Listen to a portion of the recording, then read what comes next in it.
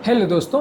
आज हम बात करेंगे डायबिटिक गैस्ट्रोपैथी में कौन कौन सी दवाओं का प्रयोग किया जा सकता है, कौन कौन सी दवाओं से आपको मदद मिल सकती है और किस तरह से मदद मिल सकती है। इस टॉपिक पर बात करेंगे। टॉपिक बहुत ही इंपॉर्टेंट है, इसलिए इसे एंड तक देखिएगा। टॉपिक पर जाने से पहले जो लोग हमारे चैनल पर नए हैं उन्हें रिक्वेस्ट करूँगा कि चैनल को सब्सक्राइब करें, वीडियोज़ को लाइक करें, शेयर करें, फॉलो करें, कमेंट करें, पूरा देखें। चलिए शुरू करते हैं इंपॉर्टेंट वीडियो।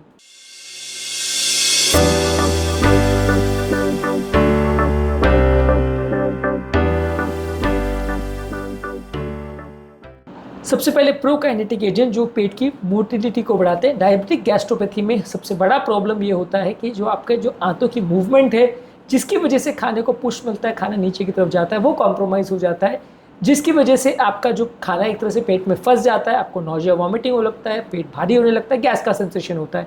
ये प्रोकाइनेटिक एजेंट्स आंतों की मूवमेंट को बढ़ाते हैं। इसमें मेटोक्लोप्रोमाइड, डोमपेरिडोन ये दवाई ज़्यादातर आती है, जो कि मेटोक्लोप्रोमाइड बेसिकली एक डोपामिन एंटागोनिस्ट है जो कि पेट की मसल की कॉन्ट्रैक्शन को बढ़ाता है, जिससे अगर किसी व्यक्ति को अगर प्रॉब्लम्स हो रही हैं या उसका पेट का खाना मूव नहीं कर पा रहा है तो उसमें आपको थोड़ी मदद मिल जाएगी।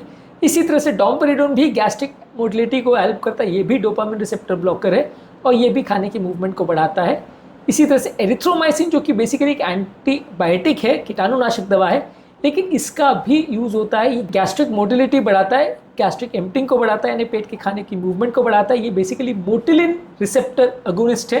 पेट में एक मोटिलिन रिसेप्टर होता है, उसको एक्टिवेट करता है, जिससे खाने की मूवमेंट बढ़ती है। तो ये चीज़ों का प्रयोग कर सकते हैं खाने की मूवमेंट को बढ़ाने के लिए, क्योंकि अगर डायबिटिक गैस्ट्रोपेरेसिस हुआ है तो खाने की मूवमेंट कॉम्प्रोमाइज है, तो वहाँ पर आप ये दवाइयों का प्रयोग कर सकते हैं। इसी तरह से अगर पेशेंट को वॉमिटिंग हो रही है या बार बार उसको उल्टी हो रही है तो वैसे केस में भी आप डोमपेरिडोन मेटोक्लोप्रोमाइड का प्रयोग कर सकते हैं, जो खाने की मोटिलिटी बढ़ाएगा। साथ में ऑन्डेनसेट्रोन का प्रयोग कर सकते हैं, जो कि सेरोटोनिन के 5-HT3 रिसेप्टर का एंटागोनिस्ट है, जो कि नौजिया वॉमिटिंग को कम करता है। अगर गैस्ट्रोपेरेसिस से संबंधित किसी को वॉमिटिंग हो रही है तो इसका प्रयोग कर सकते हो। इसके अलावा प्रोमिथाजिन का प्रयोग कर सकते हैं, जो कि एक एंटीहिस्टामिनिक दवा है, ये भी वॉमिटिंग को कम करने में मदद करती है। ये भी अगर किसी को नौजिया वॉमिटिंग हो रहा है तो मदद कर सकती है। इसके अलावा आप गैस्ट्रोप्रोटेक्टिव एजेंट का प्रयोग कर सकते हो। मान लीजिए अगर किसी को गैस्ट्रिक एम्प्टिंग कॉम्प्रोमाइज है तो पेट में उसके डैमेज होने का चांस है, तो आप प्रोटॉन पंप इनहिबिटर्स का प्रयोग कर सकते हो या H2RA रिसेप्टर एंटागोनिस्ट का प्रयोग कर सकते हो। ये बेसिकली पेट की एसिडिटी को कम करते हैं। प्रोटॉन पंप इनहिबिटर्स में ओमिप्रिजोल, पैंटोप्रिजोल, लैंसोप्रिजोल, राबिप्रिजोल ये मेडिसिन आती है, एसिडिक सिक्रीशन को कम करती है, इससे पेट प्रोटेक्टेड रहता है, एसिडिटी कम होती है, रिफ्लक्स का प्रॉब्लम कम होता है। सिमिलरली हिस्टामिन जो रिसेप्टर एंटागोनिस्ट है उसमें रैनिटिडिन, फैमोटिडिन आते हैं, ये भी एसिडिटी को कम करने में मदद करते हैं।